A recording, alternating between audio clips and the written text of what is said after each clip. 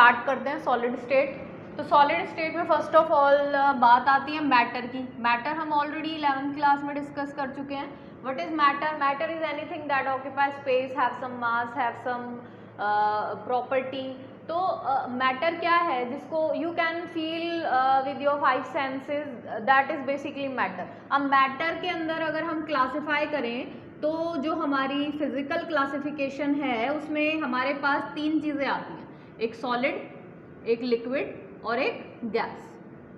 तो हमारा जो चैप्टर है, हमारे चैप्टर का नाम क्या है? Solid state. अब सॉलिड स्टेट में बेसिकली हमने डिस्कस क्या करना है? हमें सॉलिड डिस्कस करना है। तो हमारे पास जो मैटर है, मैटर हमारे पास जनरली 3 कैटेगरीज में क्लासिफाई होते हैं, जिसमें हम जो हमारी जो ऑब्जर्वेशन है वो ये कहती है कि दुनिया में ज़्यादातर जो चीज़ें हैं वो सॉलिड्स में ज़्यादा मिलती हैं as compare to liquid and gases. तो सॉलिड्स को पढ़ना कहीं ना कहीं हमारे लिए काफ़ी इंपॉर्टेंट है, बिकॉज बहुत सारी ऐसी चीज़ें हैं एनवायरनमेंट में जो सॉलिड स्टेट में एग्जिस्ट करती हैं। तो इसीलिए कहीं ना कहीं हम सॉलिड स्टेट को डिस्कस कर रहे हैं।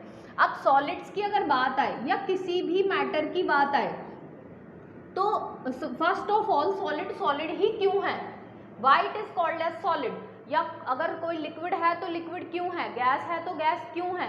तो यहाँ कौन सा ऐसी प्रॉपर्टी है, कौन सा ऐसा फैक्टर है जिस फैक्टर को देख के हम ये डिसाइड कर सकें कि ये चीज़ सॉलिड है, ये लिक्विड है और ये गैस है? तो हमारे पास 2 अलग अलग फैक्टर्स आते हैं, 2 factors. There are 2 factors which are responsible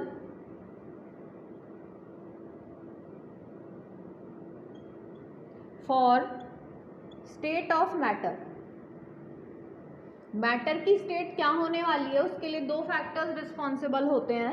first factor is intermolecular force, first factor is intermolecular force and second factor is thermal energy, second factor is thermal energy. अब दोनों में डिफरेंस क्या है? इंटरमॉलिक्यूलर फोर्स एक वो force है which exist particles together, जो particles को पास रखती है, जो पार्टिकल्स को पास लेके आती है, उस फोर्स को इंटरमॉलिक्यूलर फोर्स बोला जाता है। और एक वो एनर्जी जो आपके पार्टिकल्स को दूर लेके जाए, उस एनर्जी को बोला जाता है थर्मल एनर्जी। तो हम बोल सकते हैं कि ये दोनों चीज़ें एक दूसरे के अपोजिट फंक्शन करती हैं। एक ये फोर्स है जो पार्टिकल्स को पास लेके आ रही है और एक एनर्जी जो पार्टिकल्स को दूर लेके जा रही है। तो वो एनर्जी जो दूर लेके जा रही है दैट इज थर्मल एनर्जी, और वो फोर्स जो पास लेके आ रही है दैट इज इंटरमॉलिक्यूलर फोर्स। तो हम यहाँ डिफाइन कर सकते हैं force which exist in between particle, which exist in between particles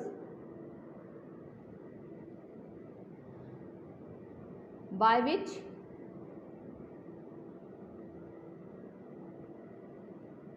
they exist together. Force which exist in between particle by which they exist together, जिसकी वजह से वो पार्टिकल एक साथ रह सकते हैं। अब ये इंटरमॉलिक्यूलर फोर्स आपकी कौन सी फोर्स होने वाली है? It may be any type, like आपने 11th क्लास में स्टेट्स ऑफ मैटर पढ़ा होगा। उस स्टेट्स ऑफ मैटर में हमने वंडरवल फोर्सेस पढ़ी हैं, इंटरमॉलिक्यूलर फोर्सेस डिस्कस करे हैं, जिसमें हमने देखा था हमारा ion dipole, dipole dipole, hydrogen bonded, any force depending on कि आपका सिस्टम किस कैटेगरी का है उसके बिहाफ पे ये डिसाइड किया जाता है कि उस सिस्टम में कौन सी फोर्स काम करेगी। लेकिन इंटरमॉलिक्यूलर फोर्स हो चाहे कोई भी, लेकिन वो फोर्स हमेशा पार्टिकल्स को पास लेके आने में ही मदद करती है। थर्मल एनर्जी की जहाँ तक बात है तो thermal energy is the energy which tries to keep particle apart from each other. जो एनर्जी जो आपके पार्टिकल्स को एक दूसरे से दूर कर दे, उस एनर्जी को क्या बोला जाता है बेटे? Thermal energy. तो हम यहाँ क्या बोलते हैं कि सॉलिड्स के अंदर intermolecular force are very much high as compare to thermal energy, इसीलिए वो चीज़ किस स्टेट में एग्जिस्ट कर रही है? सॉलिड स्टेट में। और अगर हम लिक्विड की बात करें तो लिक्विड में जो इंटरमॉलिक्यूलर फोर्स है it is just comparable to thermal energy. Intermolecular force is comparable to thermal energy. लेकिन जो हमारा सॉलिड था, सॉलिड के अंदर इंटरमॉलिक्यूलर फोर्स बहुत ज़्यादा होते हैं as compare to thermal energy. और यही बात अगर हम करें इन गैस तो हम बोलेंगे intermolecular force are very much less as compare to thermal energy. तो ये हमारी 3 अलग अलग स्टेट्स हैं। इन तीनों को डिसाइड करने के लिए देयर आर 2 कॉमन फैक्टर्स। तो ये 2 कॉमन फैक्टर हैं जो आपकी स्टेट्स को डिफरेंशिएट कर सकते हैं। अब कोई भी चीज़ अगर सॉलिड है तो वो सॉलिड क्यों है, क्योंकि वहाँ पर पार्टिकल्स के बीच का जो फोर्स ऑफ अट्रैक्शन है इट इज़ वेरी हाई। अब ऐसा होता है कि देखिए, अगर हम सॉलिड्स की प्रॉपर्टीज को डिस्कस करें, हमने बोला कि अगर आपके पार्टिकल्स के बीच में इंटरमॉलिक्यूलर फोर्स बहुत हाई है देन इट इज सॉलिड। अब अगर हम सॉलिड्स में अगर प्रॉपर्टीज डिस्कस करें तो basically the properties of solid में first of all solid is generally hard in nature. Solids आपके कैसे होते हैं, हार्ड होते हैं नेचर में, they are hard and rigid. Hard and rigid क्यों होते हैं, क्योंकि इनके अंदर पार्टिकल्स के बीच में लगने वाली फोर्स बहुत ज़्यादा हाई होती है, जिसकी वजह से पार्टिकल्स एक दूसरे से फ्री नहीं हो पाते। अब क्या है कि दुनिया में सॉलिड है, लिक्विड है या गैस, कोई भी चीज़ है तो इस दुनिया के अंदर ही ना। अब यूनिवर्स में हर चीज़ कैसे रहना चाहती है, फ्री रहना चाहती है। लेकिन क्या सॉलिड्स फ्री नहीं रहना चाहते, वो भी फ्री रहना चाहते हैं। पर प्रॉब्लम क्या है सॉलिड्स में, जैसे suppose that this is your solid जो कि कुछ पार्टिकल्स से मिलके बना है। अब ये आपके कॉन्स्टिट्यूएंट पार्टिकल्स हैं जो आपके मिलके क्या बना रहे हैं, सॉलिड्स बना रहे हैं। अब हम क्या बोलते हैं कि यहाँ जो पार्टिकल्स के बीच का जो फोर्स ऑफ अट्रैक्शन है इट इज़ वेरी हाई। अब ये क्या है, बहुत ज़्यादा हाई होने की वजह से ये पार्टिकल्स क्या कर रहे हैं, मूव नहीं कर पा रहे। क्या ये मूव करना नहीं चाह रहे, बिल्कुल करना चाह रहे हैं, लेकिन ये कर नहीं पा रहे। क्या होता है, जैसे अगर आपके पेरेंट्स बहुत स्ट्रिक्ट हैं तो उस केस में आपका तो मन है कि हम खेलें कूदें ऐश करें, तो क्या आप नहीं चाहते कि आप मौज मस्ती करो, आप तो चाहते हो, लेकिन एक फोर्स है ना आपके पेरेंट्स की तरफ से आपके ऊपर एक लगने वाली फोर्स है जिसने आपके मोशन को क्या किया हुआ है, रेजिस्ट किया हुआ है, और उसकी वजह से कहीं ना कहीं आप एक पॉइंट पे क्या हो, उसी पॉइंट पे बैठे हुए हो जबरदस्ती।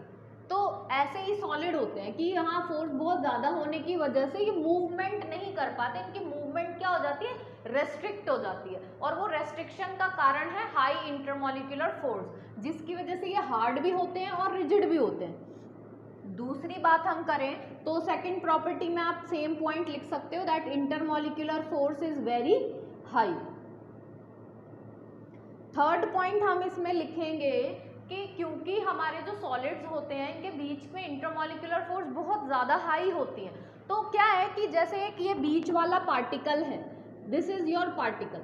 अब ये पार्टिकल जो है ये चारों तरफ से घिरा हुआ है, एक ये पार्टिकल है, एक ये पार्टिकल है, एक ये पार्टिकल है और एक ये पार्टिकल है, और हम बात करने वाले हैं ये सेंटर वाले पार्टिकल की, इस वाले पार्टिकल की हम बात करने वाले हैं।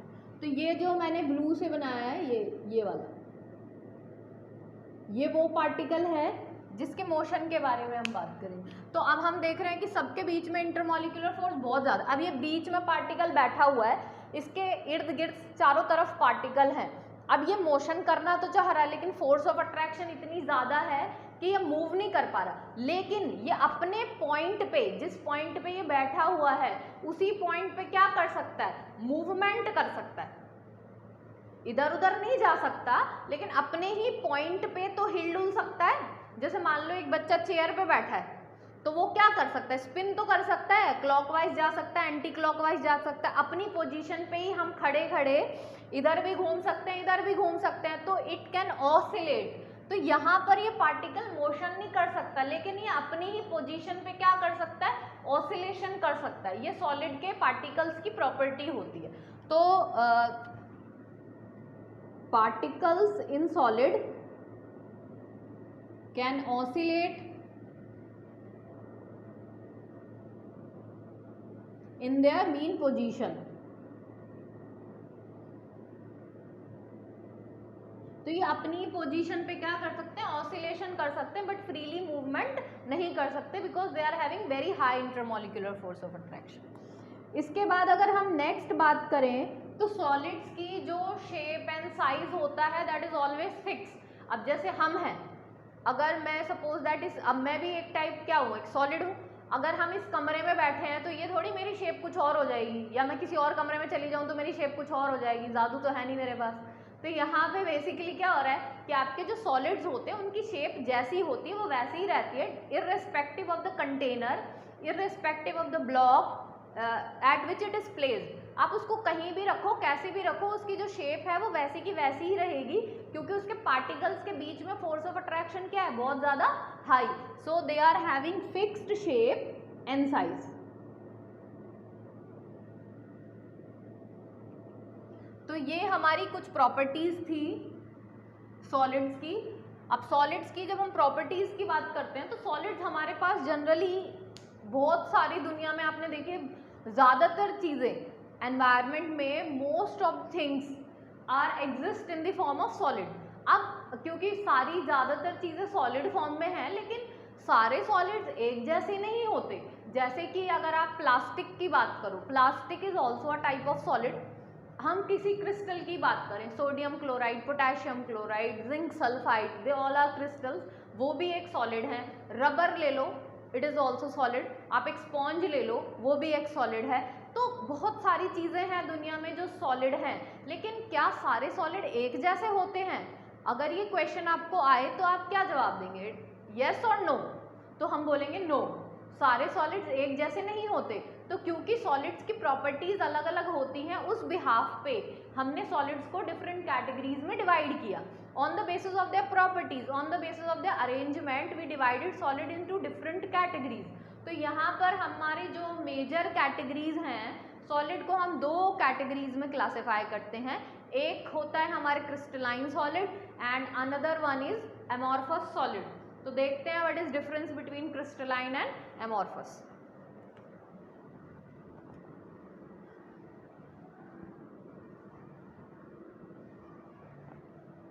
तो आते हैं हमारे डिफरेंस पे, difference between crystalline and amorphous solid.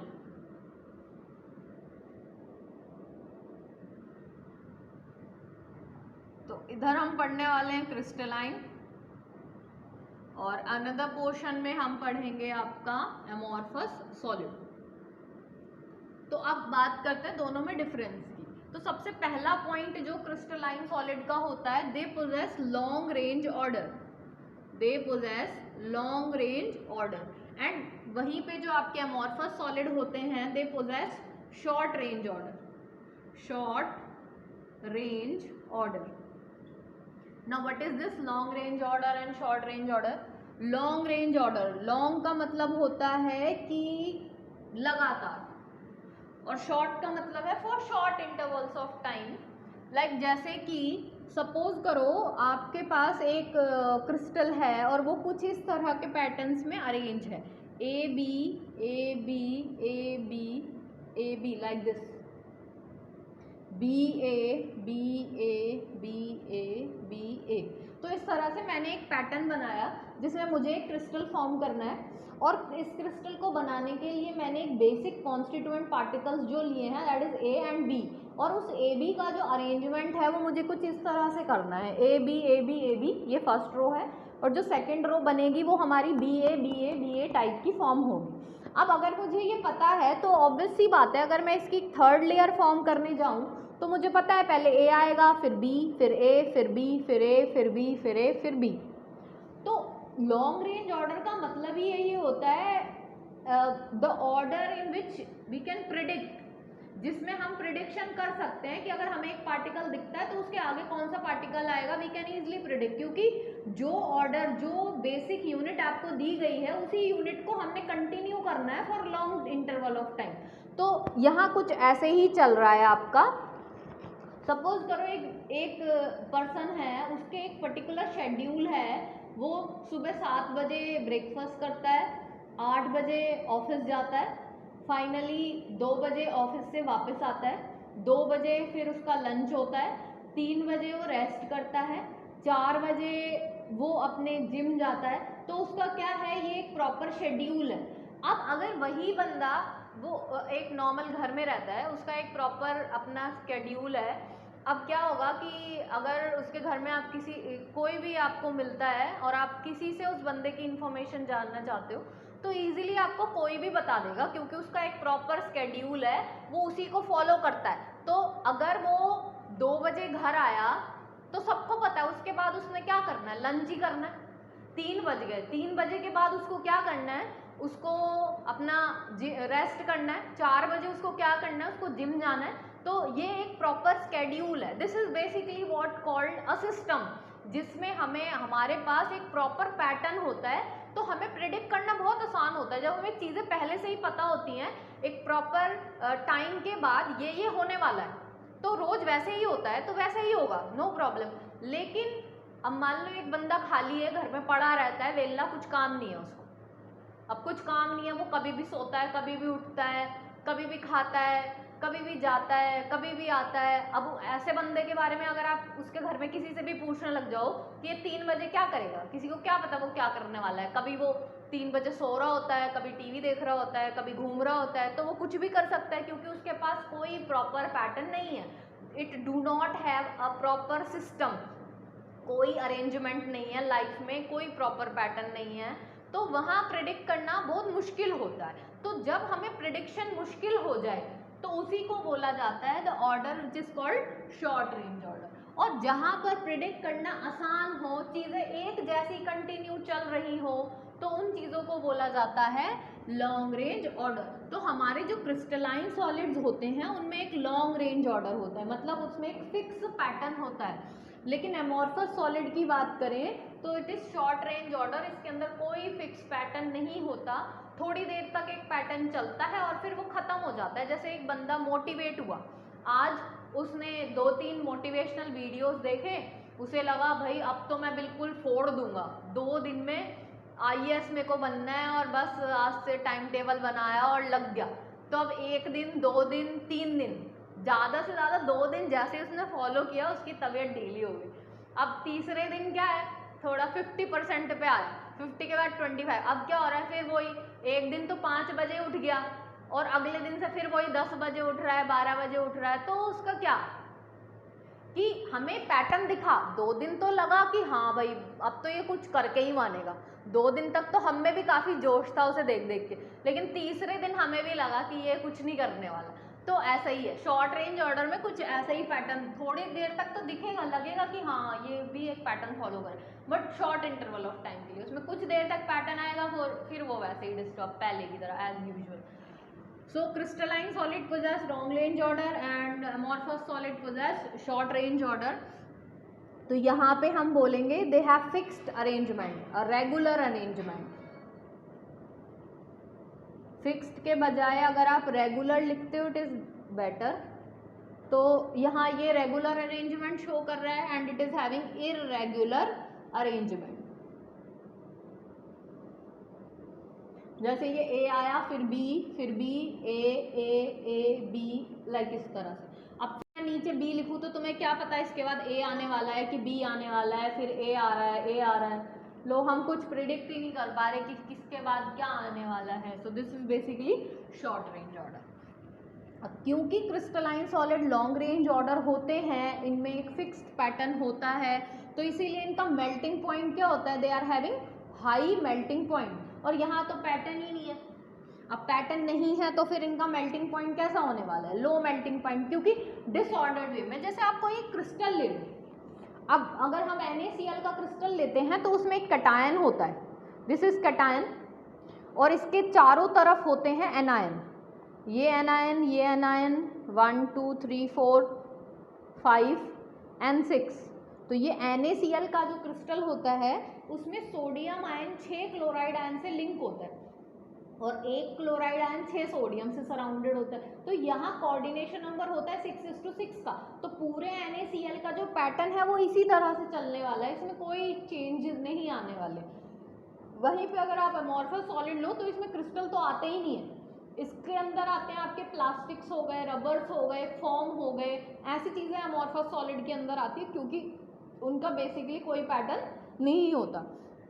तो इसीलिए क्योंकि यहाँ पर एक प्रॉपर पैटर्न है तो इसको तोड़ने में, क्योंकि इनके फोर्सेस ऑफ अट्रैक्शन ना बहुत मजबूत होते हैं। जैसे एक घर है उसके अंदर बॉन्डिंग बहुत स्ट्रांग है, सब एक दूसरे को बहुत अच्छे से समझते हैं, उनका एक पर्टिकुलर पैटर्न है, सबको अपना अपना काम करना है, सबको टाइम से सब कुछ करना है, तो वहाँ पर ना चीज़ें डिस्टर्ब होने के चांसेस बहुत कम हो जाते हैं। कोई बाहर से आए, एक घर में सब लोग बहुत खुशी से रहते हैं, सबकी अंडरस्टैंडिंग बहुत अच्छी है एक दूसरे के साथ, कोई बाहर से आए और उस घर में दरार डालने की कोशिश करे, तो क्या वो इतना आसान होगा? नहीं होगा, because they are having proper bonding और बहुत स्ट्रॉन्ग फोर्स है उनके बीच में, तो उनको तोड़ना इतना आसान नहीं है। लेकिन जो लोग पहले से ही लड़ते रहते हैं, एक घर ऐसा है जिसमें किसी की अंडरस्टैंडिंग किसी से मैच नहीं करती, ऑलवेज वहाँ पे लड़ाइयाँ होती रहती हैं। अब ऐसे घर में अगर कोई बाहर से आ जाए तो उस घर को तोड़ना बहुत आसान है, क्योंकि वहाँ पर प्रॉपर बॉन्डिंग है ही नहीं, तो इसीलिए यहाँ आसान है, इसीलिए मेल्टिंग पॉइंट क्या है? लो। और यहाँ बहुत स्ट्रॉन्ग है, इसलिए मेल्टिंग पॉइंट क्या है? हाई।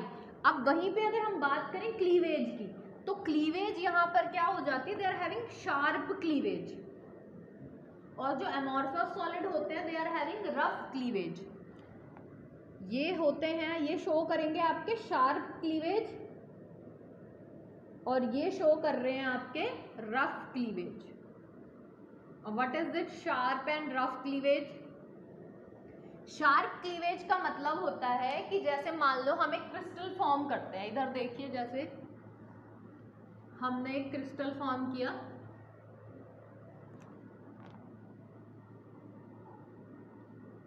लाइक दिस,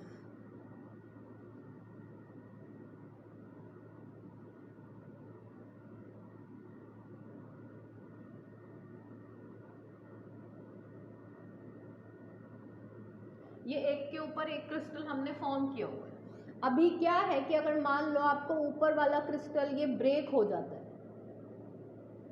यहां से हम क्या करते हैं? क्लीवेज करते हैं इसके। अब क्लीवेज करेंगे तो क्या है? पोर्शन बिल्कुल क्लियर है, बिल्कुल साफ है, मैंने इसको ऐसे कट किया। अगर आप यहां से कोई पोर्शन उठा लो, लाइक ये हम पोर्शन उठा लेते हैं, मैं अगर इसको बीच में से ऐसे काट दूं तो आप देखोगे यही आपकी क्लीवेज पैटर्न नजर आएगी।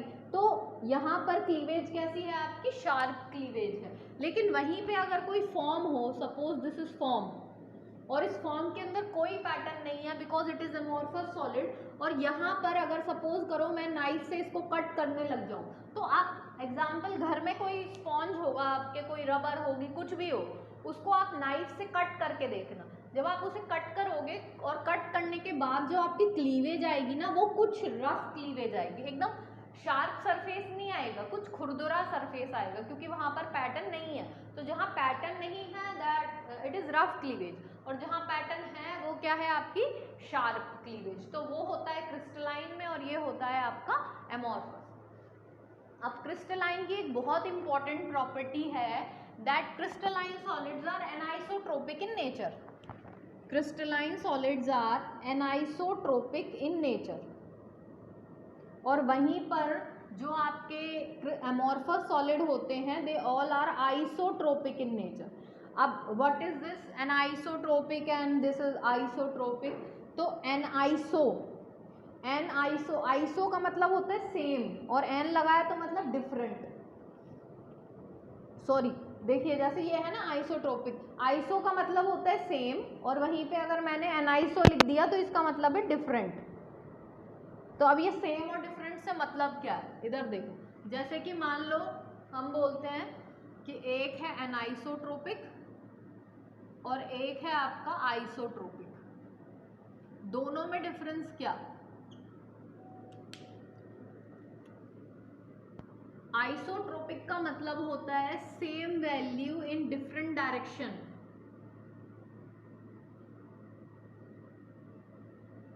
और एनाइसोट्रोपिक का मतलब होता है different value in different direction.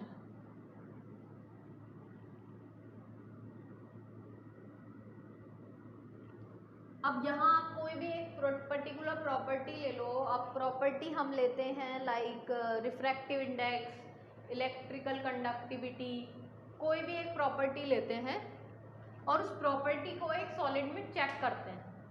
अब वो सॉलिड में चेक कर, तो ये एनाइसोट्रोपिक और आइसोट्रोपिक इधर देखिए, जैसे कि आपके पास ये मैंने क्रिस्टलाइन सॉलिड का एक पैटर्न दिया था आपको, इसमें आप देखो अगर आप बिल्कुल स्ट्रेट ऐसे मूव करते हो तो आपको पता है A B A B A B इस तरह का पैटर्न आने वाला है।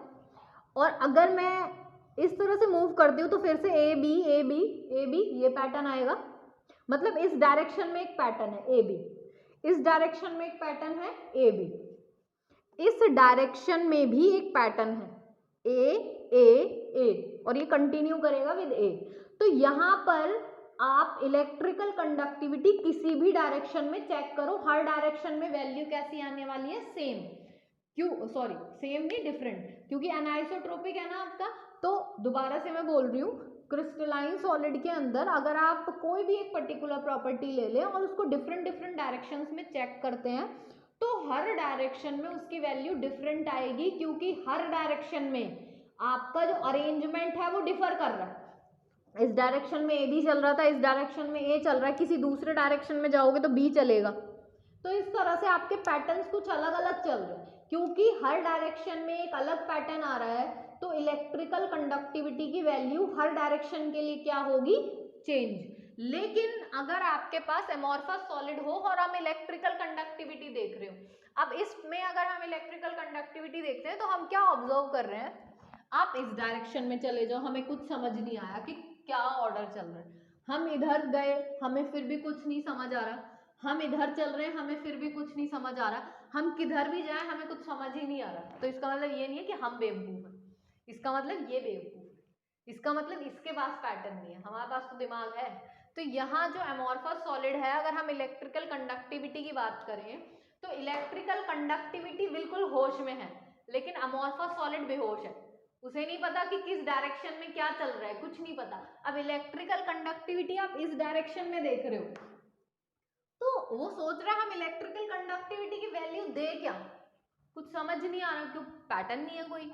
चलो ठीक है कोई बात नहीं, उसने एक वैल्यू रफली आइडेंटिफाई, मतलब यहाँ पर एक वैल्यू पुट कर दी कि इस डायरेक्शन में एक हम ये वैल्यू देखते हैं। अब अगर हम इस डायरेक्शन में जा रहे हैं फिर से उसे कुछ नहीं मिला, उस डायरेक्शन में गए फिर से कुछ नहीं मिला, तो इलेक्ट्रिकल कंडक्टिविटी की वैल्यू आपको हर डायरेक्शन में सेम ही मिलने वाली है, क्योंकि किसी भी डायरेक्शन में कोई भी पैटर्न समझ नहीं आ रहा कि पार्टिकल्स किस तरह से आपके क्रिस्टल में लाई कर रहे हैं, जो ऑब्जेक्ट है आपका उस ऑब्जेक्ट में पार्टिकल्स का पैटर्न एक्चुअली है क्या, कुछ भी समझ नहीं आ रहा। इसीलिए हम बोलते हैं कि amorphous solid are isotropic in nature, हर डायरेक्शन में वैल्यू क्या होगी, सेम। आप कोई भी प्रॉपर्टी ले लो, ऐसा नहीं है कि इलेक्ट्रिकल कंडक्टिविटी ही है, आप रिफ्रैक्टिव इंडेक्स ले लो, थर्मल एक्सपेंशन ले लो, कोई भी प्रॉपर्टी ले लो, हर प्रॉपर्टी की वैल्यू, कोई भी एक पर्टिकुलर प्रॉपर्टी की वैल्यू हर डायरेक्शन में क्या आने वाली है, सेम, इसीलिए क्या बोलते हैं, आइसोट्रोपिक। यहाँ पर आपकी हर डायरेक्शन में एक ही प्रॉपर्टी की वैल्यू क्या कर रही है, डिफर, तो इसीलिए it is anisotropic in nature. तो ये बहुत ही ज्यादा इंपॉर्टेंट पॉइंट है जो आपको याद रखना है, आपको आ सकता है difference between isotropic and anisotropic. एक पॉइंट ये हो गया।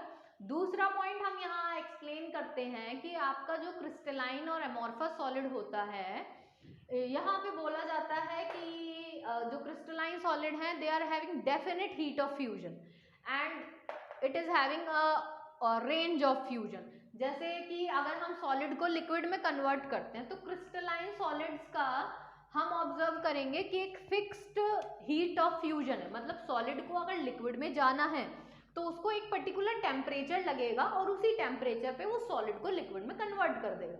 लेकिन अगर अमोर्फस की बात की जाए तो यहाँ पर डेफिनेट हीट ऑफ फ्यूजन नहीं होता, क्योंकि इनके पास कोई ऑर्डर नहीं है। So it is having definite heat of fusion and it is having indefinite heat of fusion। और तो यहाँ पे हम ऑब्जर्व करेंगे डेफिनेट हीट ऑफ फ्यूजन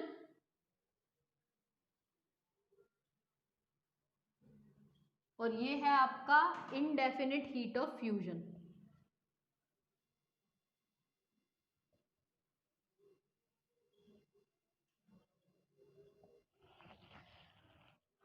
तो ये तो बात हो गई हमारी क्रिस्टलाइन और अमोर्फस की। और एक और पॉइंट आप लिख सकते हो इधर, crystalline solids are basically true solids and amorphous solid are basically fake solid, या फिर फेक के बजाय आप इसको लिख सकते हो सूडो सॉलिड्स, सूडो सॉलिड्स। तो ट्रू सॉलिड क्यों, क्योंकि ये जैसे हैं वैसे ही हैं, अगर हमारा कैरेक्टर एक पर्टिकुलर, हमारा एक कैरेक्टरिस्टिक है तो हमारा जैसा कैरेक्टर है हम वैसे ही हैं, हम दिखावा नहीं करते।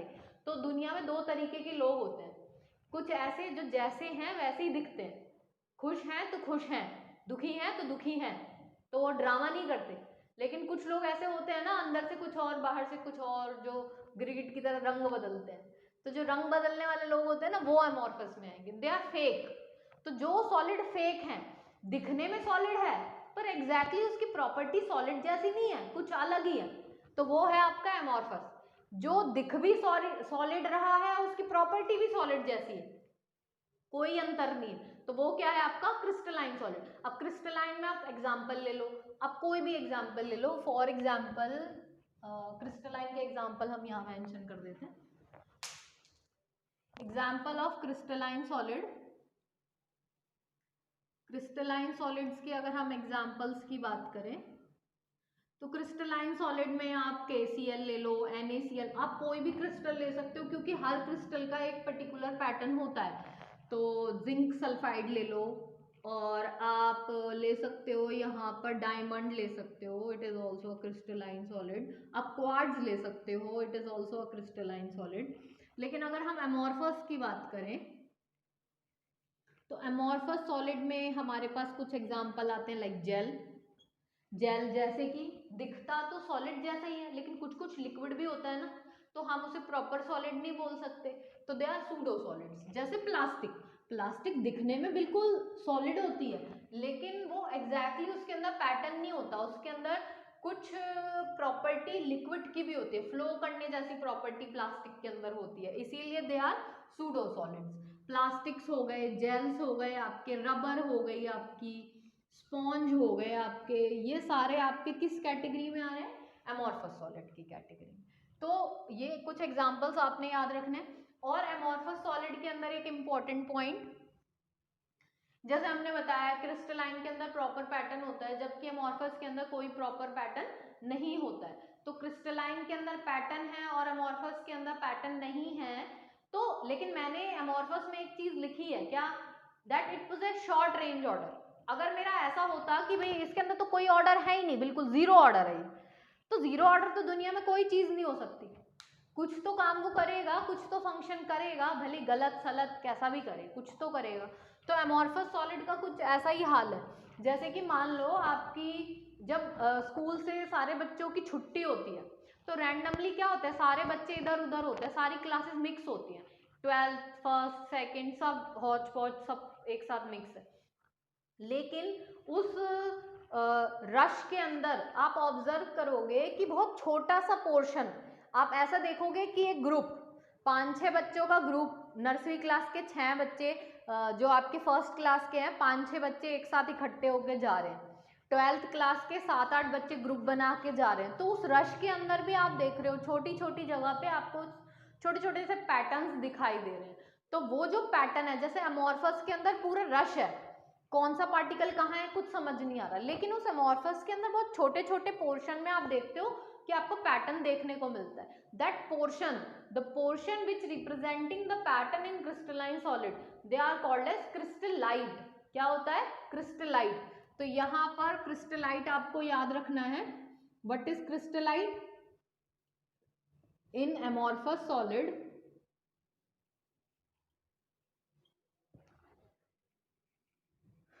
the portion, the smallest portion which represent some pattern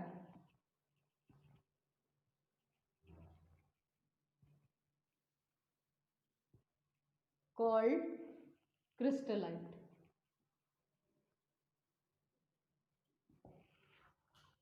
तो ये हो गए हमारे क्रिस्टलाइट। अब हम बात करेंगे सूडो सॉलिड्स के बारे में। What are pseudo solids? Pseudo solids are basically amorphous solid, और इनको एक और नाम दिया जाता है, they are highly super cooled liquid. अब हाईली सुपर कूल्ड लिक्विड क्यों बोलते हैं? जैसे ग्लास, ग्लास दो फॉर्म्स में होता है, जैसे क्वार्ट्ज ग्लास, क्वार्ट्ज भी एक ग्लास है, नॉर्मल ग्लास भी एक ग्लास है, लेकिन दोनों में डिफरेंस क्या है देखो। तो मैं अभी आपको एक्सप्लेन कर रही हूँ pseudo solids. What are pseudo solids? Pseudo solids are basically highly super cooled liquid, highly super cooled liquid, जो एग्जैक्टली सॉलिड्स, ऐसे सॉलिड्स जो कुछ लिक्विड की प्रॉपर्टी अपने अंदर समा के रखते हैं, दे आर सूडो सॉलिड्स। जैसे कि ग्लास, अब ग्लास दिखने में तो आपको लगता है कि बिल्कुल सॉलिड है, लेकिन आप ऑब्जर्व करोगे जो बहुत पुराने शीशे होते हैं उन शीशों में हम ऑब्जर्व करते हैं कि जो उनका बॉटम है वो थोड़ा थिक होता है और ऊपर से वो थोड़े थिन होते हैं। तो बॉटम थिक कैसे हो गया, जबकि शीशा हमने तो बिल्कुल प्लेन बनाया था, ऊपर नीचे से लेंथ विड्थ सब बराबर थी, तो नीचे से थिक होने का क्या रीजन है। तो इसका मतलब ये है कि ये जो आपका ग्लास था, इस ग्लास के ऊपर बहुत सारे इफेक्ट हुए, टेम्परेचर का, इसको ठंडी लगी, इसको गर्मी लगी, इसको सब कुछ लगा, क्योंकि एनवायरमेंटल चेंजेस थे। तो जब एनवायरमेंटल चेंजेस हुए तो एक ग्लास भी इस एनवायरमेंट में ही रहता है। अब एनवायरमेंट में जो कुछ होगा उसका इफेक्ट कहीं ना कहीं इस पर भी होगा। तो हम ऑब्जर्व कर रहे हैं कि ये ग्लास जिन जिन पार्टिकल्स से मिलके बना है, वो पार्टिकल्स क्या कर रहे हैं, धीरे धीरे करके इनके फ्लो करने की जो टेंडेंसी है, ये फ्लो करते गए और फ्लो करते गए तो हम ऑब्जर्व कर रहे हैं कि नीचे की तरफ खिसक के पार्टिकल्स जो है वो थोड़े ज़्यादा आ गए, जिसकी वजह से नीचे पार्टिकल्स हो गए ज़्यादा और ऊपर पार्टिकल्स हो गए कम, धीरे धीरे बह रहे हैं ये। लेकिन ये इनका रेट इतना स्लो होता है कि इन्हें सालों लग जाते हैं ऊपर से नीचे फ्लो करने में, लेकिन फ्लो तो कर रहे हैं। तो एग्जैक्टली क्या सॉलिड्स फ्लो करते हैं? नहीं करते। सॉलिड की प्रॉपर्टी है they do not possess fluidity. तो क्योंकि सॉलिड्स तो फ्लो नहीं करते, लेकिन ये भी एक सॉलिड है जो फ्लो कर रहा है, चाहे भले ही धीरे कर रहा है लेकिन कर तो रहा है। तो इसका मतलब है कि धोखेबाज सॉलिड है, इसके अंदर कुछ तो ऐसा है जो एग्जैक्टली सॉलिड जैसा नहीं है, इसीलिए हम इसको क्या बोलेंगे, सुपर कूल्ड लिक्विड। और ये एग्जैक्टली ट्रू सॉलिड नहीं है, सॉलिड की प्रॉपर्टीज पे ये खरा नहीं उतरा, इसीलिए हमने इसे क्या बोल दिया, they are pseudo solid, they are fake solid, जो देखने में तो सॉलिड लग रहे हैं पर प्रॉपर्टी किसकी रख रहे हैं, लिक्विड की रख रहे हैं। So basically this is pseudo solid. और इसके अंदर आपको एक क्वेश्चन आता है, why bottom of the glasses becomes thicker after some years. तो आप क्या बोलोगे, because they are pseudo solid, क्योंकि वो ट्रू सॉलिड है ही नहीं। जब वो ट्रू सॉलिड नहीं है तो ऑब्वियस सी बात है उसके अंदर कुछ फ्लो करने की टेंडेंसी है पार्टिकल्स के पास, जिसकी वजह से मूवमेंट कर रहे हैं और मूव करके ऊपर से नीचे आ रहे हैं। तो आपको अगर क्वेश्चन आता है why bottom of the glasses becomes thicker after some years,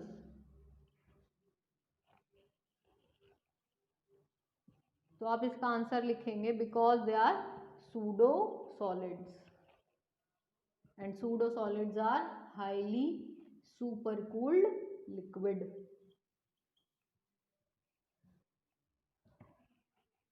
एक पॉइंट ये हो गया। एक दूसरा पॉइंट इसमें आता है, ग्लासेस जो होते हैं after some years they appears milky, मतलब यहाँ पर थोड़ा येलोनेस, आपका जो ग्लास होता है जब आप नया नया शीशा लेके आते हो घर में, एकदम शाइनिंग चमकदार बिल्कुल बढ़िया दिखता है, हमारी शक्ल भी काफ़ी अच्छी दिखती है उसमें। लेकिन जब वो थोड़ा पुराना हो जाता है तो हम काफ़ी बेहुदा से दिखते हैं उसके अंदर। तो ऐसे नहीं कि हम खराब हो गए, वो शीशा खराब हो जाता है। तो वो शीशा क्या है, थोड़ा पीला हो गया, उसकी टेक्सचर थोड़े चेंज हो गए, पैटर्न्स थोड़े चेंज हो गए, शीशा पहले जैसा नहीं रहा, तो इसके अंदर कुछ तो चेंजेस होंगे। तो ऐसा क्यों हुआ, जो आपका शीशा था वो कुछ दिनों बाद मिल्कीनेस क्यों दिखाई दे रहा है, उसके अंदर येलोइश कलर कहाँ से आ गया शीशे के अंदर। तो due to annealing over day and night, दिन और रात का जो इफेक्ट होता है ना, जैसे कभी टेम्परेचर ज़्यादा हो गया, कभी टेम्परेचर कम हो गया, तो जैसे मैंने बताया कि ग्लास है तो एनवायरनमेंट में, तो एनवायरनमेंट में जो भी चेंजेस होंगे उसका सबका इम्पैक्ट आपके ग्लास के ऊपर पड़ता है। अब क्योंकि हर चीज़ का इम्पैक्ट ग्लास के ऊपर पड़ रहा है तो कहीं ना कहीं इफेक्ट तो करेगा। होता क्या है कि ग्लास के जो पार्टिकल्स होते हैं ना, ये इस तरह के पार्टिकल्स हैं।